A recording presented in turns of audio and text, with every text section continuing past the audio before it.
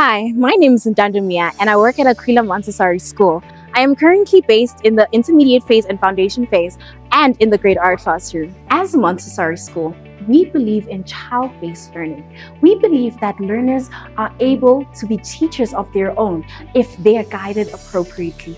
We also allow our learners to go through the content so that they are able to deliver the content to their fellow peers. As a Montessori school, we do our best to incorporate hands-on activities so that we are able to reinforce concepts that they've learned in class. We take theory and we make it practical and abstract. So a day-to-day in my robotics and coding class is that my learners come in and we do a quick revision session where it's fun and it's lively for them, it gets them energized for the lesson ahead.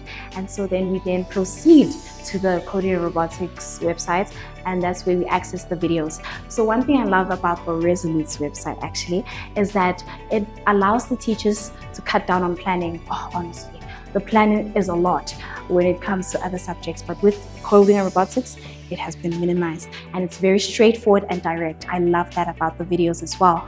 And it also allows me as a teacher to go home and do more extensive research for my learners so that I'm equipping them not only with just theoretical information, but with activities that reinforce that.